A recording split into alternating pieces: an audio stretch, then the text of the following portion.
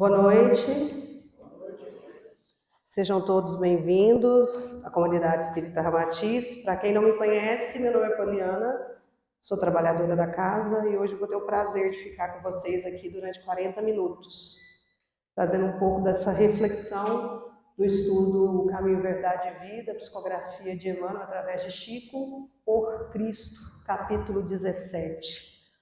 Mas antes da gente dar o início nessa palestra, eu gostaria de convidar vocês que se sentassem de forma mais confortável nas cadeiras, para a gente fazer uma prece inicial e assim darmos início nessa nossa palestra, nesse tratamento.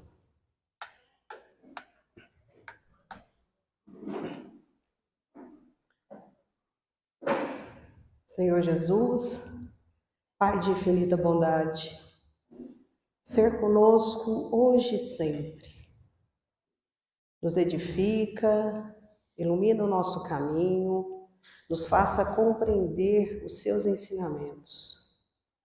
Que hoje possamos ser tocados e que possamos, ao sair daqui dessa casa bendita, sair melhores do que aqui chegamos, encontrando as respostas, o discernimento, aquilo que nos trouxe aqui e que fez com que nós estivéssemos reunidos em nome do Senhor. E é com esse sentimento de gratidão e respeito aos espíritos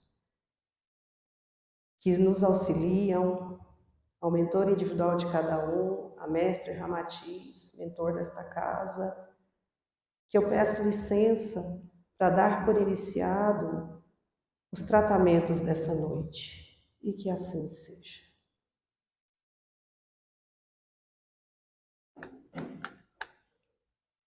Bem, dando sequência, como a gente vem fazendo aqui na casa, do livro Caminho, Verdade e Vida, hoje eu vou falar do capítulo 17, por Cristo. E é um convite para a gente poder realmente fazer uma reflexão nessa pequena palavra e tão forte, né? Que são por Cristo, em Cristo, com Cristo. E se te fez algum dano ou te deve, alguma coisa, põe isso à minha conta. Isso foi escrito por Paulo de Tarso, está em Filemão, versículo 1, capítulo 18. E se te fez algum dano ou te deve alguma coisa, põe isso à minha conta. Já entrando agora nessas pequenas páginas, nesses pequenos trechos que a gente consegue tirar do livro, a gente vai começar com o princípio dessa fala de Paulo. Paulo, nas suas expressões inspiradas e felizes, recomendava ao amigo: lançai ao seu débito quanto lhe era devido pelo portador. A gente vai falar muito hoje do que a gente deve ou não para os outros. O que seria esse portador? Como a gente pode poder se organizar dentro daquilo que nós temos condições de débitos, com os nossos afetos, os nossos desafetos, com as pessoas que nos rodeiam, as pessoas que estão próximas. E ele deixou muito claro quando ele disse isso, né, que a gente tem que lançar ao seu débito quanto lhe era devido pelo portador, o portador do débito, e não aquele que vai receber, mas sim o que deve essa pessoa. O que deve de alguma forma, em tese, passando por algum problema, alguma dificuldade, e que nesse momento se sente devedor. Nós somos devedores incansáveis, porque se falo que nós somos espíritos imortais, imaginam quantas dívidas a gente traz ao longo das nossas existências, quantos débitos a gente tem, Quantas vezes a gente deixou de honrar com algo que a gente tenha se programado a fazer nessa encarnação? Ou em outras, né? A gente não tem a mínima ideia de quantas vidas a gente traz e quantas vidas a gente ainda vai viver e quantas coisas a gente vai acumulando ao longo dessas existências. E Paulo já dizia isso. E era devido pelo portador. Em cada novo dia de luta, passamos a ser maiores devedores do Cristo. Não só devemos para com aqueles que a gente cria o projeto de reajuste, mas também somos devedores com o Cristo. Sou até um pouco pesado, né? Quando a gente fala assim, nossa, mas eu sou devedora também com Cristo. Eu estou sendo falha com Cristo. Sim, nós somos falhos. E se nós somos falhos com qualquer pessoa que nos cerca, não vai ser difícil não ser com Ele. Porque Cristo é que nos norteia. Ele é a imagem e semelhança e o nosso semelhante junto ao Pai. Ele é o Filho do Criador. E a gente deve.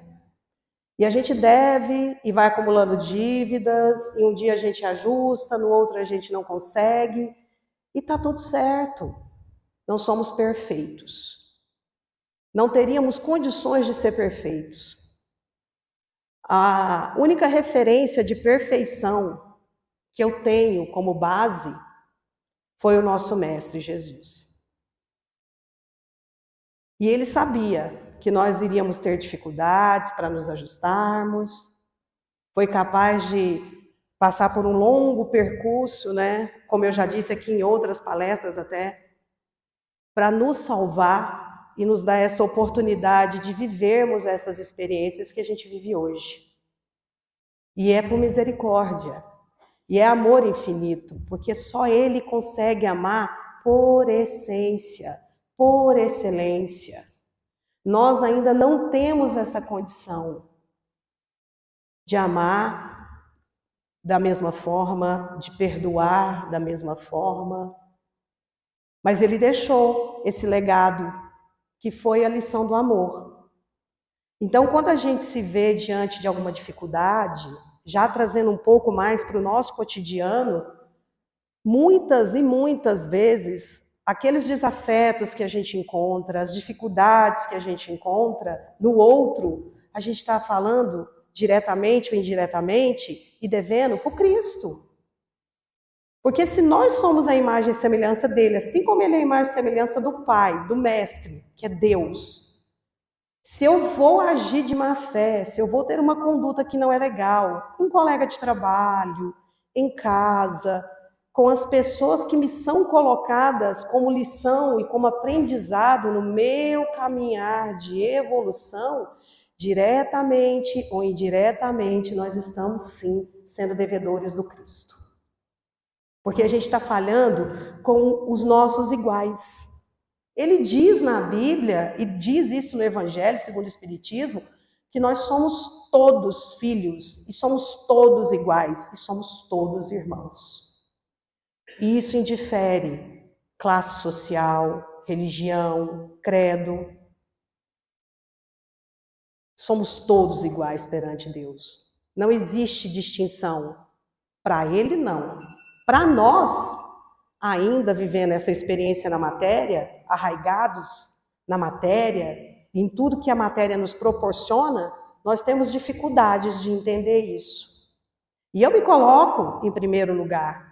Não pensem vocês que quando um palestrante sobe aqui para falar para vocês, que a gente está mais preparado. Não. Nós somos tão falhos quanto todos que estão aqui. E todos que andam por aí, e tantos mais que estão por aí a caminhar. Somos falhos e estamos em processo de aprendizado. E é dado a gente essa oportunidade, não por um acaso. Eu não acredito em acaso. Eu acho que tudo tem um porquê, tudo está acontecendo como tem que acontecer. Nós estamos vivendo aquilo que precisamos viver da forma que nós conseguimos. E cada um vai ter a consciência espiritual que lhe é conveniente para essa encarnação. Alguns um pouco mais, outros um pouco menos, mas o mais importante é ter consciência. Todo mundo tem consciência. Seja naquele último minuto de que você brigou pela razão, e você julgou, e você sentenciou, e você condenou, mas naquele último momento, a consciência ela vai se fazer valer. Porque é a sua alma te dizendo. Ela é que é a tutora legal de todas as suas ações. Eu penso, eu sinto e eu executo. E é nessa ordem. Não é diferente. E é o Espírito, esse que é nosso, a nossa essência, a nossa centelha divina, é que tem esse poder de nos intuir, de fazer com que a gente faça os movimentos de ação. O corpo eu chamo de encarnação, mas a alma, essa não, essa é imortal. E ela tem dívidas, e ela tem acertos, porque ela vem conosco há séculos e séculos de vida. E a gente não tem sequer consciência de quantas vidas são, de quantas bagagens eu trago, em que momento eu me tornei menos devedora ou mais devedora do Cristo ou dos meus semelhantes, que são a imagem do Pai. Eu vejo Cristo em todas as pessoas, em cada um de vocês que estão sentados aqui. Porque nós somos filhos dele. Portanto, somos sim responsáveis por tudo que a gente faz com um colega, com alguém próximo. Eu podia ficar aqui horas falando de centenas de exemplos, mas a nossa consciência já nos cobra a partir do momento que a gente ouve. Com quem eu tenho me tornado devedor ou devedora nesse momento? Se tudo nos corre dificilmente, é de Jesus que nos chegam as providências justas. Se tudo se desenvolve retamente, é por seu amor que utilizamos as dádivas da vida, e é em seu nome que distribuímos esperanças e consolações.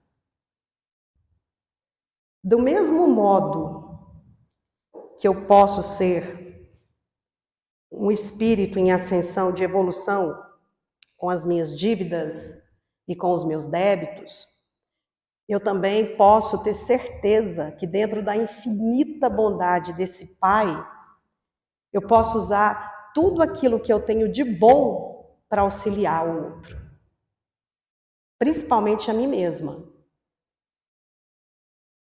Entendendo que o que eu posso dar de bom para alguém vai ser, em tese, ou melhor, vai ser isso na prática, você está contribuindo, distribuindo esperança e consolação.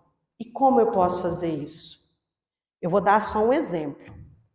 Um abraço. Quantos de nós tem dias que levanta descarregado, sem energia? O dia parece que é mais longo e é mais difícil porque as demandas têm nos cobrado. O cotidiano cada dia mais agitado, a correria do dia a dia, a falta de olhar para o próximo diante das correrias, da loucura que o mundo nos cobra. Um abraço. Quando você abraça alguém, você é capaz, naquele único gesto, de trocar com essa pessoa todo o sentimento, de fazer uma conexão onde você é capaz de transmutar. Porque o amor, e eu também falo muito sobre isso aqui, e acredito que enquanto o vídeo estiver, eu vou falar. O amor é o único sentimento que é capaz de mudar. O amor, ele é um sentimento que ele é forte, E quando ele é vivido na sua essência, que é o amor que vem da alma, que você consegue doar, na sua mais pura e sincera verdade, ele é capaz de fazer e operar milagres na vida de qualquer pessoa. E o abraço é um gesto de afeto, de carinho e que é capaz de salvar. Você chegar perto de alguém que talvez esteja precisando de um único abraço, naquele dia, já faz toda a diferença. Às vezes você não precisa pregar e falar, e olha, porque Deus, né? Deus está lá olhando por nós, Ele é um pai, vai dar tudo certo. Isso é bom, é ótimo. E tem um nome, é acolhimento. Mas existem outros movimentos, além desse só da fala, que pode trazer essa esperança e essa consolação. Porque ser consolado é importante. E nós podemos não só nos consolarmos, como consolar aqueles que nos rodeiam. Com um olhar, com uma fala, um bom dia, um abraço, uma mensagenzinha, já que vivemos tão conectados hoje, né? Esse novo momento tecnológico, que não mais se escreve em cartas, que pouco se vê pessoas sentadas à mesa, olhando uma para a outra e falando, olhando nos olhos. E existem vários mecanismos que nos unem uns aos outros. E Deus é tão perfeito, Ele é tão inteligente dentro do seu amor e da sua sabedoria infinita, que Ele nos vincula e nos une de uma maneira tão perfeita a quem a gente precisa, dando essa oportunidade de olhar, de poder olhar nos olhos, de poder falar com as pessoas, mas não de uma forma impessoal, mas pessoal como ele fazia. Quando ele caminhava e pregava, ele olhava nos olhos dos discípulos e falava de forma simples. Às vezes o fato só de você olhar para alguém nos olhos e enxergar a dor do outro, a dificuldade do outro, já é um acolhimento, já é, sem sombra de dúvidas, uma consolação. Como é colocado por Emmanuel nesse livro, dentro desse tema, que é por Cristo. Vamos ser por Cristo. Nós somos filhos de Deus, né? Então, vamos tentar, dentro daquilo que é possível, claro, ser por Cristo. Estamos empenhados à sua inesgotável misericórdia. Estamos imersos à sua misericórdia, que é uma misericórdia que é capaz de perdoar todas as nossas fraquezas. Mesmo ele lá sendo crucificado, diante de um calvário, pediu para que Deus perdoasse, porque nós não sabíamos o que estávamos fazendo. E eu falo nós, porque nem sei se muitos da gente, naquele momento, talvez tivesse participado. Como eu disse, a gente não tem a mínima noção de quantas vidas a gente traz e em que momento a gente viveu elas. E ele pediu para o Pai perdoar. Então podemos mudar usando uma vírgula. Esse uso da vírgula é uma história. Muitas vezes, infinitas vezes, cada um de vocês, assim como eu, temos um caderno onde a gente escreve a nossa história, a nossa vida, as nossas experiências, a nossa trajetória nessa encarnação. E a gente vai escrevendo ao longo da nossa vida, nesse caderno, cada situação. É como se fosse uma espécie de diário. Em alguns momentos a gente põe uma interrogação, em alguns momentos uma exclamação, em algumas histórias um ponto final, em outras a gente tem uma chance de colocar uma vírgula. E hoje o convite que eu quero fazer para vocês é de imaginarem que vocês hoje vão sair daqui com uma vírgula na mão. Cada um de vocês vão levar uma vírgula e vão usar essa vírgula nesse caderno, na história de vocês, mas não num ponto final que tenha acontecido. Em alguma situação, em algum sentimento, em alguma história, mas usando essa vírgula para daquele ponto ali você continuar a sua escrita desse ponto, dessa história, desse sentimento, dessa situação, daquilo que você se sentir tocado. Nós vamos sair daqui todo mundo hoje com uma vírgula na mão. E a gente vai usar essa vírgula. A gente pode dar essa vírgula, ela é sua. Você vai sair com ela daqui. Como você vai usar ela no seu caderno, ou se você vai dar para alguém que você imagina que precise mais dessa vírgula do que você, vai ser o coração de cada um que vai dizer. Porque a gente pode usar o poder de uma vírgula para mudar esse nosso trajeto, de poder sermos mais úteis conosco e com os outros e não devedores. E não tendo que pôr à conta do outro aquilo que é do portador. Mas me fazendo valer da consciência de que eu posso escrever uma nova história, um novo caminho. E que ele não acaba no ponto final. A gente pode se reinventar todos os dias. O que é um rascunho pode passar a ser uma escrita certa. Não precisa ser só um rascunho. Nós somos rascunhos de Deus e somos a escrita de Jesus Cristo.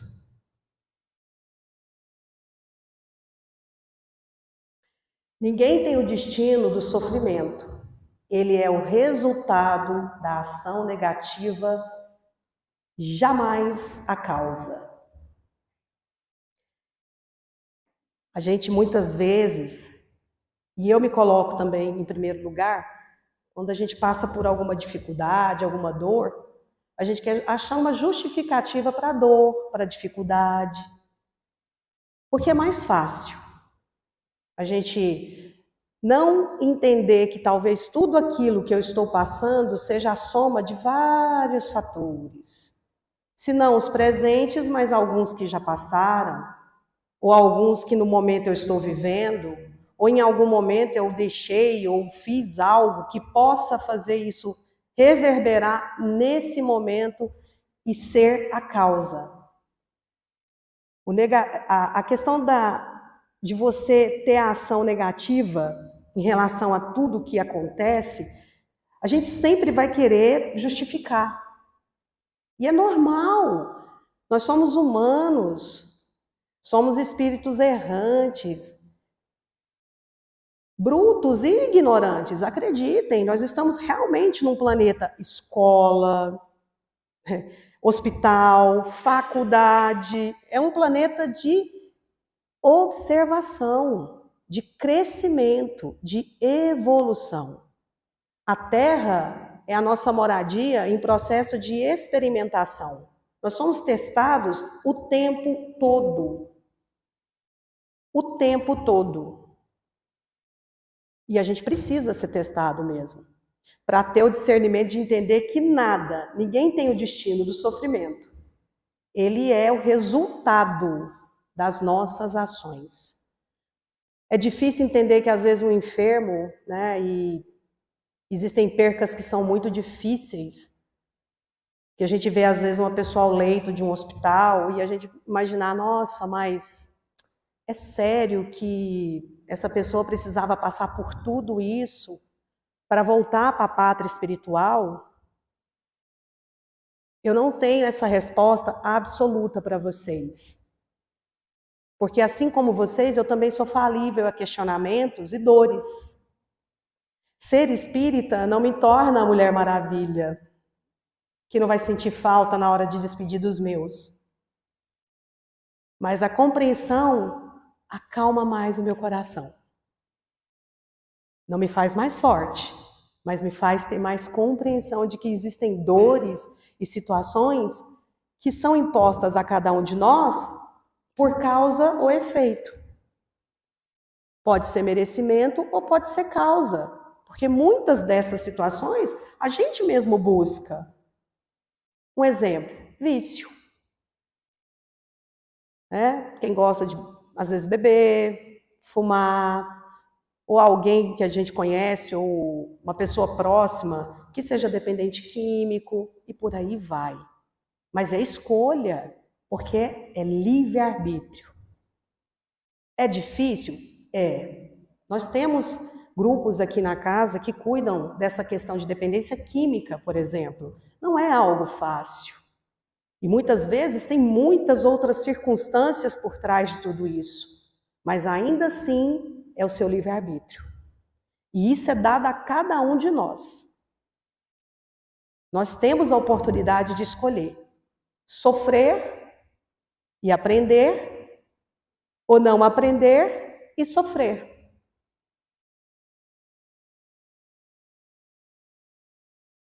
Por que então o pessimismo e o desespero? Quando a calúnia ou a ingratidão nos ataquem, trazendo-nos a possibilidade de mais vasta ascensão. Diante de todas essas circunstâncias e todas essas dificuldades, a gente tem a possibilidade de mais vasta ascensão. As dores e as dificuldades nos conectam com o que há de melhor dentro da gente. Porque é onde você se faz consciente na sua integridade. Quando a gente está doente, vou citar um exemplo, um resfriado. Aproveitar que está um período agora que todo mundo está resfriado ou gripado. Eu saí de uma gripe tem poucos dias. Quando a gente está desse jeito, a gente fica tão vulnerável e se questiona tanto e pensa, nossa, mas se eu tivesse feito assim, acho que vou ligar para o fulano, porque eu precisava falar com esse fulano para pedir desculpa. Geralmente é nesse momento, quando a gente está frágil, que a gente tira o véu dos nossos olhos, da nossa incompreensão, é que a gente consegue olhar não só para as nossas dificuldades, mas para as dos outros também. Para as outras pessoas também. Então, quando a gente tem uma oportunidade, que a gente é caluniado, a gente se sente injustiçado, ou que houve alguma ingratidão, vamos tomar isso como uma oportunidade. Não aconteceu por um acaso. E veio para nos trazer algum ensinamento. E veio para nos trazer alguma coisa que vai nos fazer valer. Talvez naquele momento não faça o menor sentido, mas em algum momento vai fazer. Vai fazer. A gente vai se conectar e falar assim, mas espera aí, tá. Fulano foi ingrato comigo, mas é o que ele dá conta. Então a gente tem que aprender a deixar com o outro o que é do outro e ficar com aquilo que é da gente. Aí sim a gente vai conseguir a ascensão. Não digo que perdoar, mas se conseguir, que bom, porque é um exercício diário e perene. Perdoar. Mas se a gente conseguir entender que tudo aquilo que está me acontecendo me foi colocado para que eu possa, de alguma forma, aprender algo, eu já estou me perdoando. Eu já dei um grande passo para a minha ascensão. E aí eu não vou ser devedora ou devedor. Como Paulo disse lá no início para nós. Prazeres temporários podem amargar uma vida inteira. Não troque o propósito por uma proposta. Não troque o propósito. Não troque jamais aquilo que vocês de verdade acreditem que vai ser algo melhor para vocês por um momento. por uma proposta. É dado a gente todos os dias, pela misericórdia de Deus, a oportunidade de acordar, de viver, de experienciar mais um dia nessa terra. Então vamos aproveitar isso. E não é uma tarefa fácil. Não é fácil você ter que, às vezes, abrir mão de algo que queria ou que gostaria, porque não é aquilo que vai te trazer, talvez, no futuro, o legado que você quer deixar. Como vocês querem ser lembrados? Eu me faço essa pergunta todos os dias. Como eu, Poliana, quero que as pessoas lembrem de mim quando eu não estiver mais aqui? Qual foi o legado que eu deixei? Quais foram os propósitos que eu segui e não as propostas que me foram feitas diante das minhas fraquezas, das minhas imperfeições? E acreditem, nós temos muitas fraquezas e muitas imperfeições. Qual foi? Então, se eu tenho essa chance de levantar todos os dias, de me reinventar todos os dias, de me refazer, vamos aproveitar e seguir o propósito e não a proposta. Porque a proposta ela vem toda hora. É um convite, é uma coisa que foge daquilo que você está querendo. Ah, hoje eu estou indo lá para o Ramatiz, eu vou assistir uma palestra. Aí chega uma vizinha, um parente, um amigo, na hora de você sair. Aí, mas fulano, eu estou indo agora para a palestra. Isso é um propósito, não é uma proposta. A proposta ela vai chegar para a gente de várias formas, em várias circunstâncias. Eu falo que todas as vezes que eu venho 3 vezes por semana na casa como voluntária, mas todas as vezes que eu vou fazer palestra, eu tenho assim 1 milhão de propostas, 1 milhão de coisas para me tirar do foco, mas isso é propósito, é respeito com todos vocês e para comigo também, porque o trabalho ele não é meu, é da espiritualidade e com eles eu tenho que ter esse compromisso, com o Cristo eu tenho que ter esse compromisso. Então, é só uma dica, vamos nos atenuar ao nosso propósito, ao que eu quero, de fato, e o que eu vou conseguir seguindo o propósito e não a proposta. Se estamos totalmente empenhados ao amor infinito do Mestre, não será razoável compreendermos pelo menos alguma particularidade de nossa dívida imensa? É ter a consciência que somos reais devedores. Como eu disse há um pouco antes, nós somos devedores porque a gente vai somando dívidas com as nossas falhas, com as nossas dificuldades. E somado a tudo isso, existem outras que a gente sequer tem consciência. Mas se a gente vive essa vida e se a gente tem essa oportunidade nesse momento, por que não fazer com que ela diminua, que a bagagem seja menor quando a gente realmente fizer esse retorno à pátria espiritual? Voltar devendo menos, com a caderneta lá das dívidas bem menorzinha do que quando chegou. A gente pode, isso está em cada um de nós. A responsabilidade, ela não é do outro, ela é nossa, como indivíduo.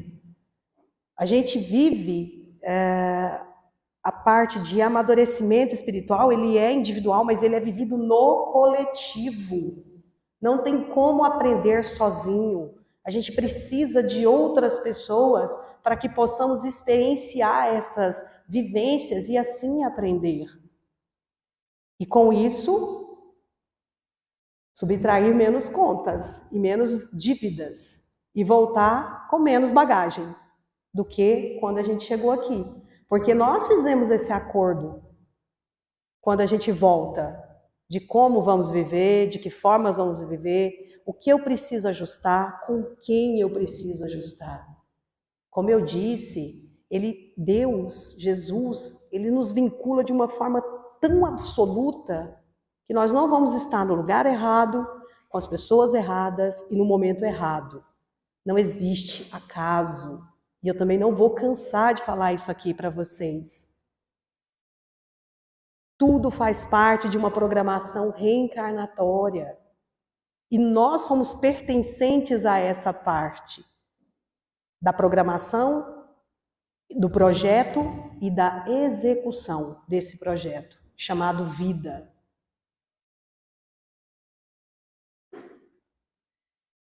Devemos refletir que quanto falamos em paz, em felicidade, em vida superior, agimos no campo da confiança, prometendo por conta do Cristo, porquanto só Ele tem para dar em abundância.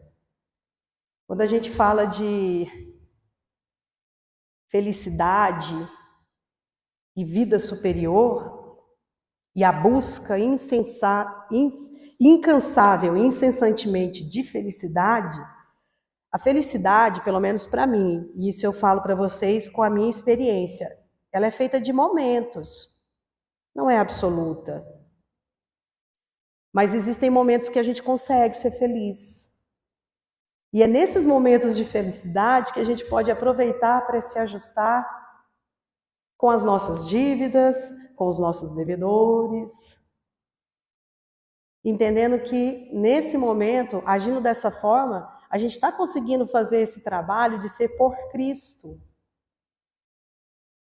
Ele era um homem simples.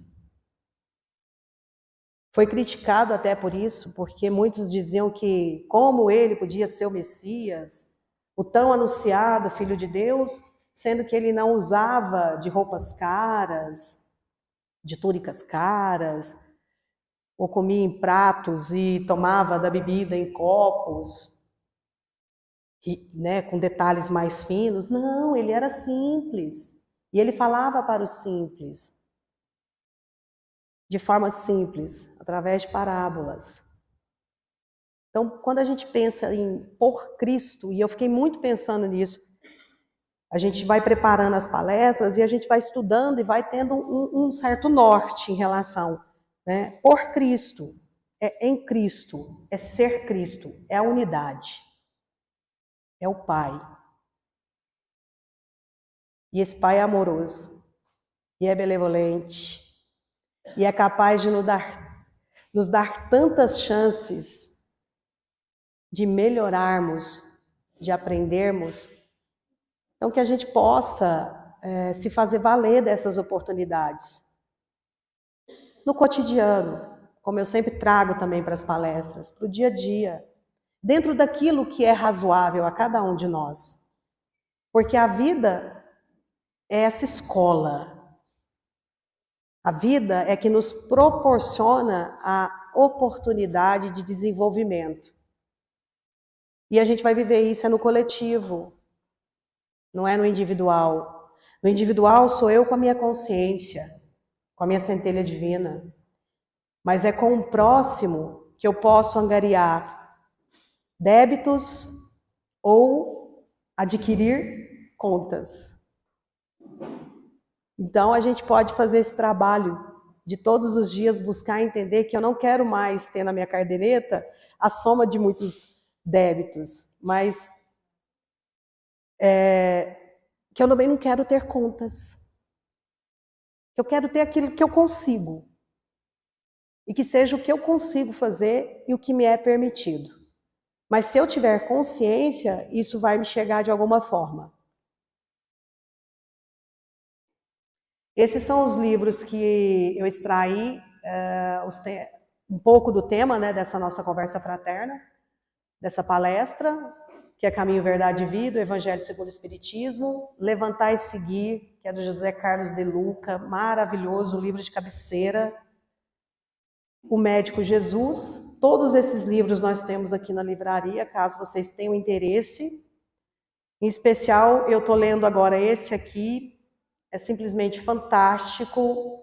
São relatos de passagens de um processo de evolução espiritual de várias pessoas, alguns nomes conhecidos, outros nem tanto, mas vale a pena. É um livro muito bom de se ler.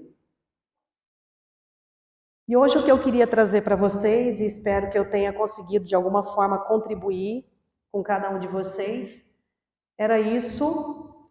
Agora nós vamos fazer a prece final, vamos passar para o nossa segunda fase do tratamento. Peço para que vocês sentem de forma confortável as cadeiras, para os nossos irmãos os passistas terem como aplicar o passe em cada um de vocês. Vou colocar uma musiquinha aqui para a gente acerenar nossas almas e acalmando os nossos corações. Enquanto os nossos irmãos vão fazer o tratamento do passe, essa fluidoterapia que reestrutura, reequilibra todos os nossos centros de força. Senhor Jesus, e é com esse sentimento de renovação, de construção, de não mais querermos ser credores, que possamos, Pai, angariar todas as nossas reformas, que a gente possa alcançar todos os nossos objetivos no progresso moral e espiritual, nos fazendo valer da compreensão dos seus ensinamentos, da sua bondade, do seu amor, da sua misericórdia. Que ao sair daqui hoje possamos levar conosco a compreensão de que podemos sim sermos melhores, que podemos sim nos curarmos, trazendo para dentro do nosso coração a compreensão e o entendimento. E agora eu peço para vocês que vocês imaginem que na mão direita de vocês, nesse momento, está sendo colocada uma vírgula. E essa vírgula está sendo entregue por alguém que é muito caro ao coração de cada um. E que a gente possa pegar essa vírgula, levar para os nossos lares e fazer o uso dela na nossa história, na nossa caminhada de evolução. Ou, se bem acharmos melhor, dar essa vírgula a alguém que possa, nesse momento, estar mais necessitado de reescrever, de se reinventar e de fazer uma nova história. Sintam essa vírgula que foi colocada na mão de vocês por aquela pessoa que vocês têm a fé, que é o coração, seja ele encarnado ou desencarnado. Levem essa vírgula, façam uso dela, pois nós temos o direito todos os dias, ao levantar, de nos reinventar. É o milagre da vida que é nos dado para o nosso aprimoramento, para a nossa evolução espiritual. E com esse sentimento de gratidão, esse sentimento de graça, de termos recebido esta vírgula, e já com a consciência de como eu vou usá-la, coração cheio de amor, de caridade, de benevolência. Pois quando vamos em grupos em busca do Pai, nos tornamos mais fortes nessa conexão com o alto. E a prece é um dos instrumentos que mais nos aproxima de Jesus, dos nossos anjos e dos nossos mentores.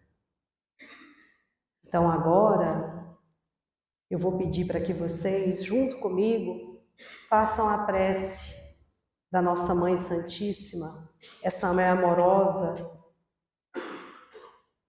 que deixou seu único filho de forma muito triste para nos auxiliar. Essa mãe que, por misericórdia com a humanidade, viu seu filho passar por muitas, mas muitas dificuldades. Mas ela sabia que esse era o propósito dele. Maria usou essa vírgula. E hoje, no plano espiritual, faz um trabalho de assistência lindo, de auxílio e ajuda aos nossos irmãos que suicidam. Então, hoje a gente vai fazer essa prece de Maria e eu conto com todos vocês em intenção a essas pessoas, a esses irmãos. Ave Maria, cheia de graça, o Senhor é convosco. Bendita sois vós entre as mulheres.